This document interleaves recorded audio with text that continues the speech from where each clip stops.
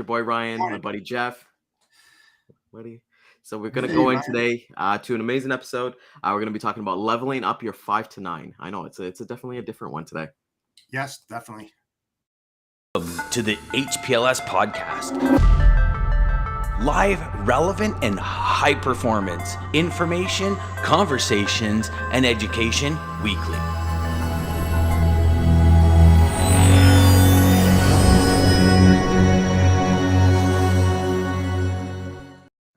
And always there without fail. Good I morning, said, Lisa.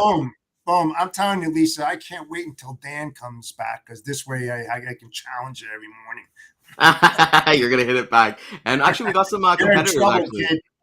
good morning, Ashley. Hope you're doing well. Thanks so much for Hi, joining Ashley. us. Damon, good morning, brother. Always Hey, a pleasure to see Daman, you. how are you, sir? Awesome. So I think here's my sister. She's coming in late. So for the fourth one, good morning. How Ryan. are you? From there. So Jeff, normally we kind of bring in a client on Tuesdays, but I think like this is a topic that I really, really want to talk about. And it's something that like even in my own development and things like that, I think it's important for everybody to kind of understand what they kind of look at from the 5 to 9, leveling up your 5 to 9 essentially. So everyone kind of thinks, hey, transportation is 24/7, which it is, right? But Yes. we do have times that we definitely disconnect. So we kind of consider maybe it's a 9 to 5. But what are you doing in your 5 to 9 a.m. or even 5 to 9 p.m. could actually help you break through obstacles that's kind of going on right now. At least kind of brings up here, bring it on, Jeff. So we're gonna kind of see it from there. So getting into it, like I said, I kind of throwing you for a loop here because I know you weren't expecting this, but that's a good thing about us kind of freestyling this, right? Yeah, I love it. I love it. Year before, what are you kind of looking at when you're like, let's say when you, not necessarily when you wake up, or what are you kind of doing for like your own personal development? I know you've been in the industry for almost 35 years plus, and Yeah. things like that kind of change. But what's important to you for leveling up, not for yourself, but for your customers as well? Yeah. Well, with myself, and one thing that I've struggled over years is looking at my inner self and taking care of me, because I've always been on the service side of the business, whether I was working directly for a company, working for a 3PL, a 4PL, or now myself. I find myself getting totally engaged in what I do because, hey, let's face it, all of us in this industry want to succeed, whatever succeed means to you. It means different things to everyone, right? What our goals and objectives are. And sometimes we just get so entrenched in what we're doing, we just forget about us, And I said about that, about, the benefits from doing so, breaking away, like you mentioned, Ryan, like every hour you make it a point to take a 5-minute break or a 10-minute break, and just get out and go, man, whatever it might be, just to, to re-engage with yourself, to think the next steps. You say level up. It's all part of that, right? Of breaking away what's working, what's not working. And then, having one of these. I mean, I had these all the time. And it's like, write down those notes. When things happen, things that are said, take time out to read what happened. Why did it happen? And then how can you do things a little bit better? Now, I've been, like everybody knows, I've been in the business for 35 years, and every day there's a new development. There's a new challenge, there's a new goal. There's a new objective. You're always recreating something that you created, if that makes any sense. That's the only way you're going to level up and get to that next tier, that next plateau, to out-service everybody, to differentiate yourself from others.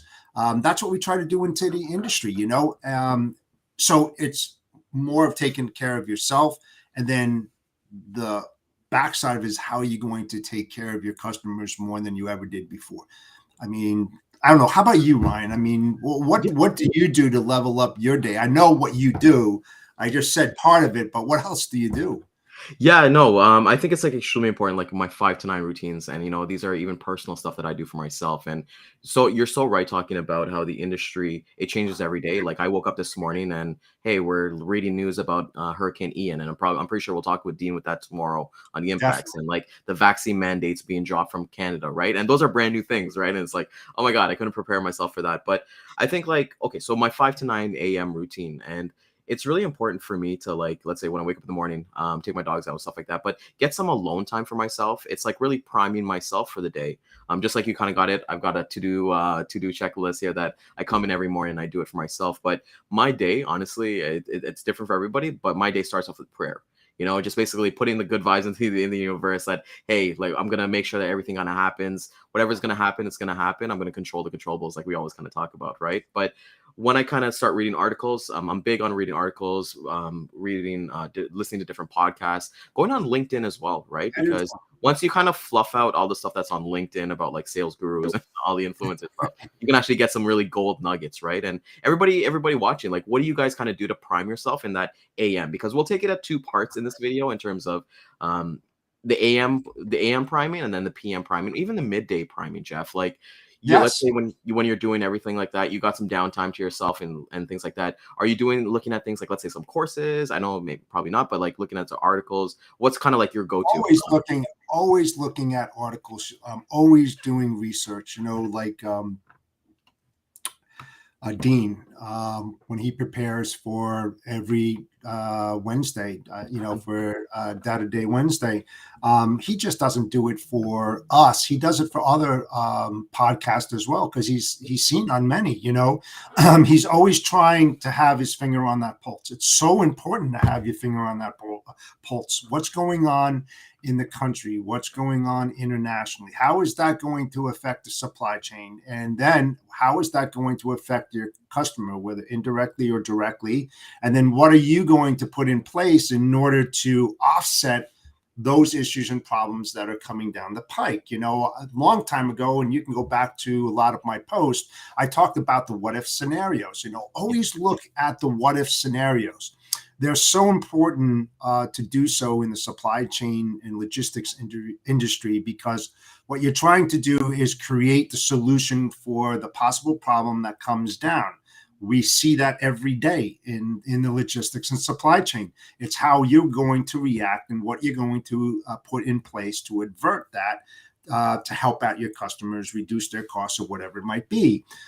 So even though it doesn't happen, it might happen. So what are you going to do when it does happen? Those are the things that you should always think. A friend of mine said, also my father-in-law, it's the things you don't think of that are going to happen. And then the reverse. When you think something's going to happen, it never happens, But when it does, and you're not prepared for it, you're going to be in problems. You're going to have problems. So.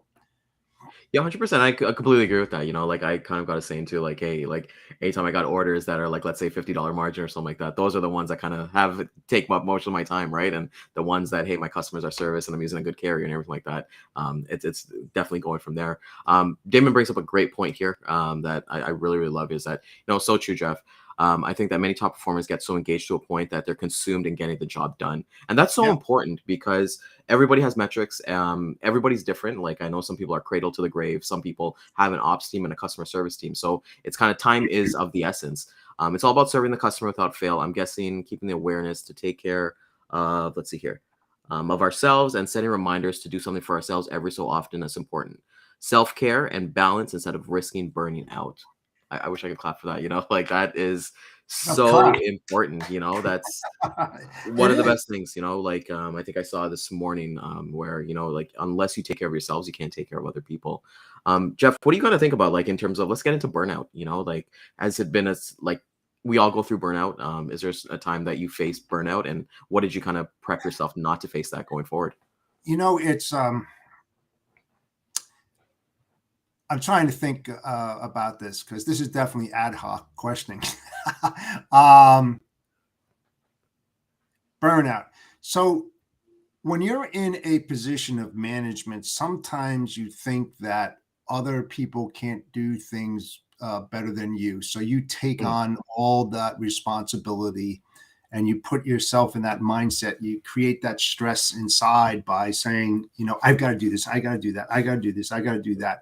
But it's such the wrong way of doing things, because it shows that you don't have confidence in your people and what they do and how they do it. You have to change that mindset and delegate those projects, and not micromanage, but help them get to that goal and objective by telling them where they need to go, not how they need to get there. Let them, create that and self-develop themselves, because that's going to help them in their career. And that's going to decrease your burnout, because when you start thinking, when you're managing large operations and revenue and transportation and fleets and all of that, it could overwhelm you rather quickly. It really can, because you're in a position of power. All the decisions that you make are going to impact everybody, not just your customer, but all the customers that your customer faces as well, your people. So you really have to disengage yourself from that and think of a more creative way to empower your people and bring your people into that inner circle.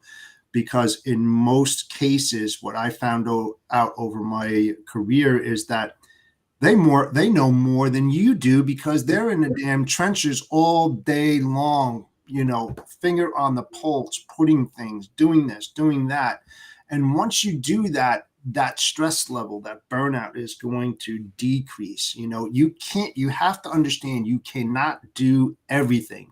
Your mind says you have to, but you can't. It's going to affect you physically and mentally. And then what's going to happen? It's going to affect your associates, your subordinates, your report tos, your customers, because you start venting all those issues and problems that you don't really realize. So, think about that. Think about the delegation. It saved me. I was like that. I'll be honest. When I first started out, nobody could do it better than me. And I struggled, and I just took on everything that I possibly, because I had something to prove. Did it help me in my career? Yes, it did. Over time, did it affect me physically and mentally? Yes, it did. But I got to a point where I said to myself, I don't give a shit. Literally, I say it in the most positive way, because that's how I broke away from that and started delegating many, many years ago. And it worked out. It worked out very, very well. Let's put it that way. So, and that's, you know what? Yeah, no, that was perfect. And as I say, it trickles down to everything, family life as well. And that's for me, when I left my first job, I was cradle to the grave at my first job. And when I went to my second place, I had an ops team there to take care of my shipments and take care of my customers. And I was still being, not necessarily, and it wasn't my fault, in terms of I was doing this on purpose, but I still wanted to hoard everything. I was like, you know what? Nobody could do it better than Ryan. And my boss basically pulled me in the office, and he's like, you know what, Ryan? He spelled it out this way. He's like, you've built imagine you made a large pizza, you put your toppings, you put everything there, you bake it, you made the perfect recipe. But we're not here to get Ryan's pizza. We're here to show you what our pizza looks like and basically combine it and get it to a bigger, a better tasting pizza. And I love pizza, so anytime somebody brings it, it doesn't like me though. Oh yeah, well yeah, that's the that's what the 5 to 9 is for in terms of there. And delegation is a skill set, and it is. I truly believe that, because at the end of the day, it's not. Because I think, all of us who've been in the situation where we did everything ourselves, we don't want to be that person of we're barking at somebody, we're telling somebody what to do. But there is, and I want to say there's a fine line, because once you delegate properly, it's done. You set it, it's a system you set up, and then you're good to go from there. And I think in terms of talking about burnout here, it's the easiest way for us not to get burnout is just by delegation. And it seems so simple, and it's not. We can all get there, and that's what I find is really important. Yeah, and when I say mental and physical, and I said this several podcasts ago, I got high blood pressure from doing that. I mean, my blood pressure was 190 over 110, because I was a mean guy. I really was in my early career. It had to do with no delegation, my power, my ego. I had to do everything, and it didn't creep up on me. It just smacked me hard. And I was at that point, 25, 28 years ago, I said, I don't give a shit, seriously. And all of a sudden my blood pressure came down. I started rethinking my approach to the delegation, and things just started working out. And, because at one time I would consider myself a follower, and then Mm. became a very good leader and mentored people and coached people and helped them to get to where they need to be. And I kept that positivity and kept that direction and kept on the same path for, almost 30 years now. Helped out a lot of people, and I continue to do so because our industry is just so small, even though it's so large. And a lot of people out there are following in my footsteps when I started out, and I don't want them to get there because it's just it's self-destructing. It really is. It's a tough industry. Supply chain logistics is a very tough industry. It's not meant for all. Yeah. And if you don't have the right instructions, the right mentors, the right leaders to help you to go down that right path, you're going to be in trouble. And I was very fortunate to have some of the best out there. I don't need to name them. If they're listening to this podcast, you know who you are. And the best in the industry. Great guys. So you kind of say that. And Damon brings up a great point here, saying onboarding customers becomes a challenge, especially with dealing with all the departments to cohesive operation with full transparency, while understanding the customer's needs as a manager or pressure can be turned up. And, even when we got the SOP, I know, Jeff, you were mentioning when the first week I was on that, I think you have like a 64-point SOP that you kind of do, or even more, Yes. right? That ensures that, hey, everything is set in stone. But at the end of the day, it's kind of like a blind date, because it's like first you're trying to court them, Yes. and then it was like that, and then you finally get there. This is the blind date, and you don't know what to expect, so you don't want to say anything wrong. You want to be nice and everything like that. But as Damon as well brings up here early on, it's tough, but it gets better, and that's the most important thing. Yeah, and something Damon said, as a carrier, so many moving parts, from top management down to the drivers, from sales to accounting, from safety to ops. You see, I understand what Daman is saying, that, and to help an individual become better in their roles in supply chain logistics, you need to start coordinating your business around your carriers. I am carrier friendly. Yeah. Learn what carriers do, why they do it, how they do it, and how much you can benefit from understanding how they work, because they have just as many pressures as you, as the customer or the 3PL or the service provider or a broker. You create a lot of issues for the carriers. And look, I'm not gonna let the carriers off the hook too. They do the same thing to shippers and service providers, 3PLs, brokers as well. Start talking to each other, learn about the different things and the mechanisms, what makes both sides tick. That's why I have that 64-point whatever when I go out to my customers and stuff.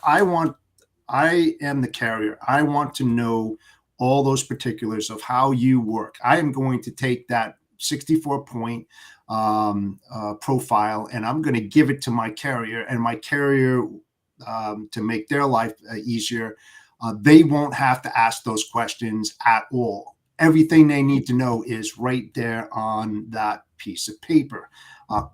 From hours of operation to contacts to where all their facilities are, their lanes, everything that they need to know, because that's the proper way of doing business if you're going to build a long-term business relationship.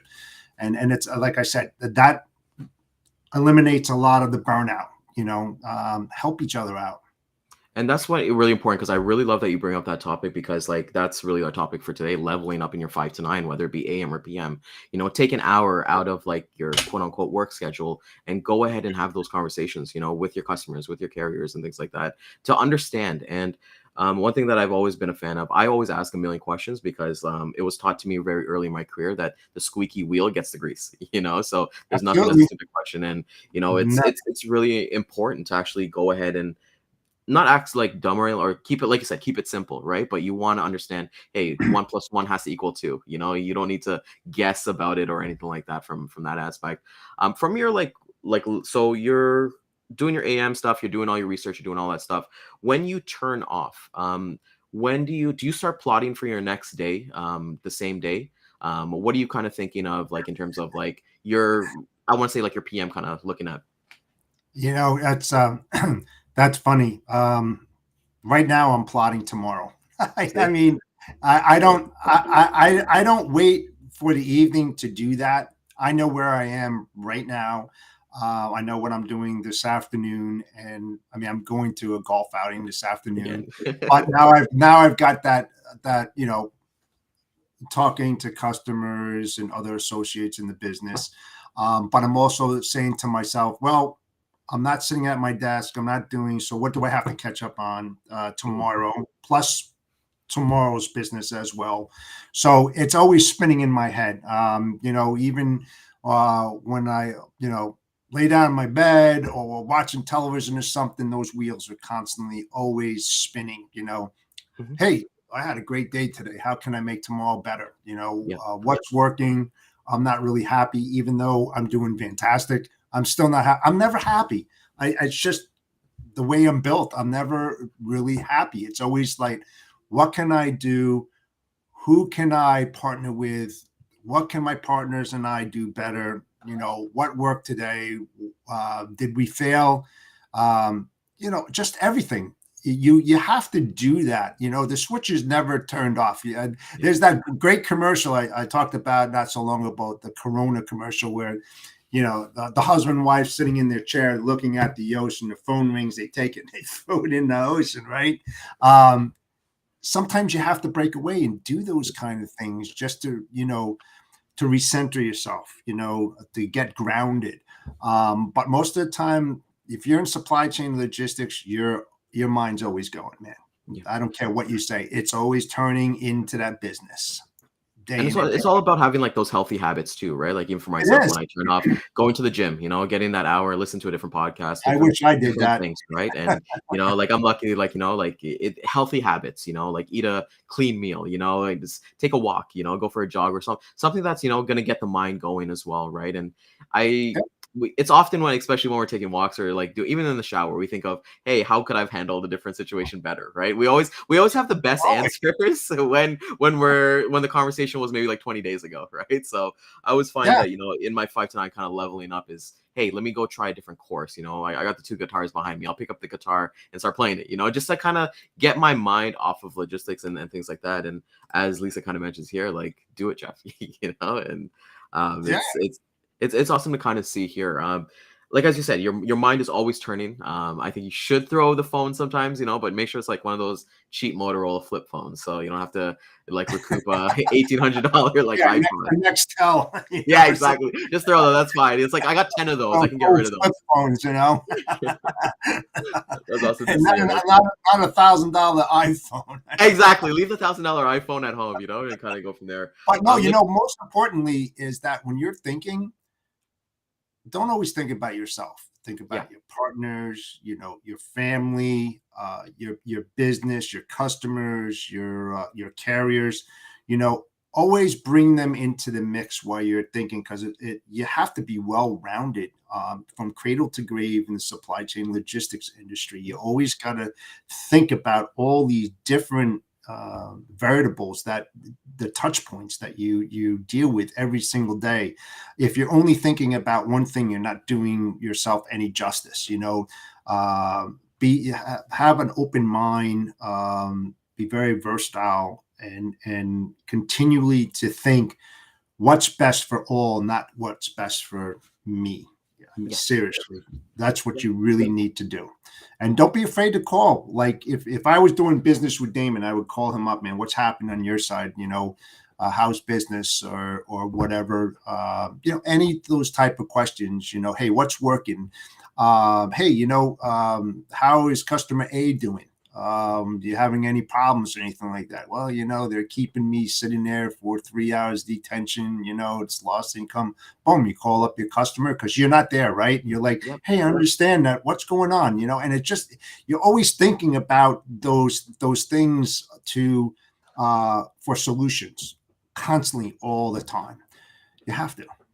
And it's ongoing, and especially like people like I know like one of your biggest messages like to newer reps, like drop the script, like be human, and from there. And one thing I'm a big believer, and maybe this will kind of like ring true for people kind of like newer in the industry, is like, hey, if you're having problems on the phones or you're having problems with emails, don't just give up. Like try different things. Like I've read that take an improv class, or take like a public speaking class or something like that. Like take different things to level yourself up so that you can be better for your customers. And it's just not about hey, let me just go with the script. I got a lead. I think we mentioned it yesterday that I was reading on Reddit that this guy had like a 600 lead list that he had to call and things like that. And it's like, I hate this industry. I want to get out. And he's in it for like 2 months. And it's like, well, obviously your training wasn't adequate, right? But what are you doing for yourself? And I think with Daman kind of bringing here is that David would definitely be calling you too. So we're gonna have like a group call after this podcast. Yeah, there you go. A kumbaya meeting, Kumbaya, there we go.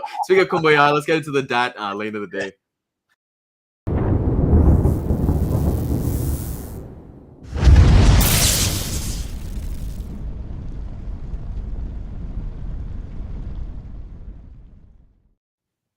Today's lane of the day is going to be reefer out of Lakeland, Florida, going to Atlanta, Georgia. Line haul RPM is $1.49 a mile. With fuel, it's going to be $2.17 a mile. Contracted rate with fuel is looking at $2.15 a mile. Year over year change has been about minus 9 cents. Comments, recent upward movement towards this lane, possibly due to hurricane preparations. The current rate is 20 cents higher than the August average. That's awesome to hear there. I think maybe with Lakeland, you got a lot of a lot of maybe some turkeys are moving, like getting some butterballs giving from there. But it's awesome there. So we got from there. You know what you were saying before, and I wanted to, talking about making phone calls. I'll sum it up. Don't fake it to make it. Yeah. Be you. Don't dial for dollars as well. Yeah. Be you. Don't sound like a mechanical, monotone, scripted pitch when you talk to people. It's like when you're walking down the street and someone asks you for directions. How do you act when you say, "Oh, you take your left"? You're just being you. You're just be you. Don't fake it to make it and sound like something that is just, what the hell is this? I mean, it's the best advice I can give anybody. Don't have that script in front of you and go, "Hi, my name is Ryan Mohammed." I know, you can't do that. It's no, like you can't. It's not going to work. And and it's about it's like not level, like going to work. It's not going to work. And that's why we're having the episode today, like make sure you take these courses, you listen. Like if you're newer too as well, record your calls and listen to them, and you can only get better by your own self-discovery and being yourself, right? Because as much as people say, hey, be yourself, don't follow a script, I feel in my mind, when it comes to scripts, I don't follow a script. I follow like a framework, right? In terms of, I know what questions I'm going to ask. And like, if it gets a little bit too off topic, I know where to kind of bring the conversation back to, because time is of the essence for everybody. Right. So get rid of the scripts, and, always test, and coming back to your 5 to 9, like work on those different things in your off time, your morning. I know Lisa always mentions she does her affirmations in the morning, which I kind of do myself as well. Find things that work for yourself. So in the morning, 5 to 9, prep yourself. In the day, it's game time, and then in the night, kind of detach and then reflect for the next day. What do you think, Jeff? Yeah, absolutely. And to get back to your comment about the questions that you're going to ask. Sometimes those questions aren't relevant because you have no idea what the engagement is going to be with that prospect. Where you have to have those questions on a fly because you're listening, you're absorbing, and then you're like, this is the question I want to, what the goals and objectives are and the end results that you want to accomplish after that call, but no two shippers are the same. It's like you have to be a chameleon and be able to change your skin on a dime based upon the response, that they're giving you, because it's going to change and it's going to change rather quickly. You can't have those set questions. Yeah, and it works too, especially when it comes down to your niche as well. It's not going to work that way.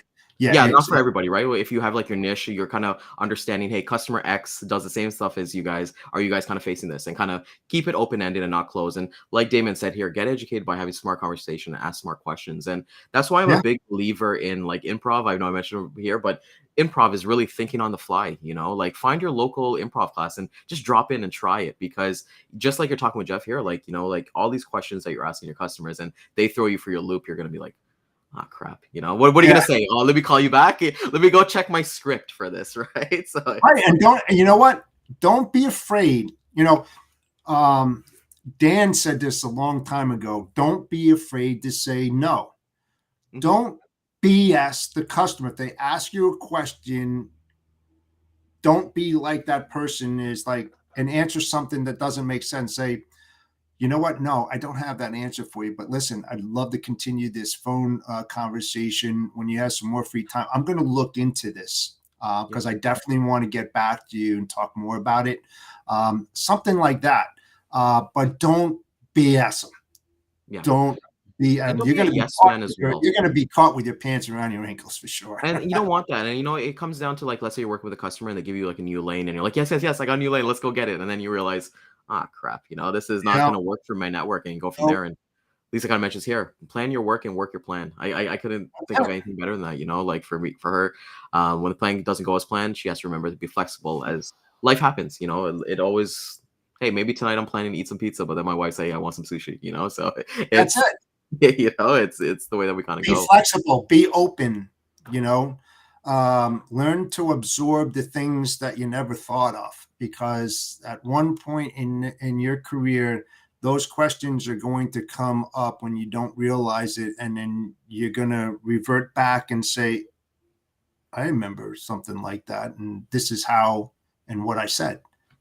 I mean, You got to throw it audibles really too, is. right? Yeah, you got What's that? you got to throw audibles as well, right? Like things Oh, will come into definitely. the picture, and you have those. That's why I'm a big believer too. Like you have like customer stories, like you remember a time that, hey, they ask it in interviews all the time. Name a time that you had a situation and how did you overcome it? You should be thinking those mindsets when you're having conversations with anybody, right? Like even with us talking here, like you're kind of like mentioning your stories. I'm thinking, oh my god, there's a time that I could relate to Jeff in this point of view as well. So just always be an ongoing student. I think that's big for us. And like honestly, leveling up your 5 to 9 is really, really, really going to take you to where you need to kind of go, because it doesn't your work doesn't start and stop when you sit down at your desk and then you close your laptop or open your laptop. It really doesn't, so especially in this industry, it's not like any other industry where everything's kind of moving parts. Tomorrow. I'll tell you what, real quick. Yeah. I don't know how many years people have been in this business, but if I'm still alive in the next 35 years, let's have another conversation. I bet you any amount of money that what you're saying right now, that whole philosophy, everything that you said right now is going to change immensely. I mean, unbelievable, because I remember when I first started and the thought process and everything that I thought I knew, I didn't know. And then as time went by, you are going to be amazed 10, 20, 30 years from now, how much better you are as a person, how resourceful you are going to be. It is going to be amazing. Trust me, you're not going to know it all right now. You're not. No, yeah. Even if there's people out there that they're not going to know it all, like CEOs and VPs, all like these top companies, they don't know it all, right? And at the end of the day, like that's what the best thing about our industry is, like there's no even want to be an accountant, right? That was my major in college, and you do all these books, you do all this training, and then you're there. You've reached the mountain peak, right? But nothing really changes too much on that. You can do a balance sheet or do a goes by fast. Yeah, exactly. So with that being said. Yeah, it's awesome. Tomorrow we're gonna have Dean tomorrow with Data Wednesdays. It's gonna be amazing. Please tune in, because there's a lot of impacts. Like I said, we're definitely gonna be talking about Hurricane Ian. We're gonna talk about the COVID restriction in Canada being lifted, and some other things that are gonna be important for as we kind of go into Q4. We are gonna be live again at 12 p.m. and 3 p.m. Eastern time on YouTube, Facebook, and LinkedIn. Please like, comment, share, subscribe. Definitely give us all the engagement that you can. Want to thank all the amazing viewers. Jeff, always a pleasure, brother. It's honestly a lot of fun I love that I threw you off the loop today. Yeah. Thanks. You're welcome. You threw me off the loop yesterday with the obituary guy, so at least we're at time on one. All right, take care, everybody. All right, man. Have a great day. Centurion Trucking, our motto is people before profit. Today's market requires more transparency, consistency, and focus on what our clients need to win. Centurion Trucking and American Logistics are poised to help their clients achieve and surpass their targets. If you're looking for a team that honors your needs, dreams, and aspirations, then get a hold of Daman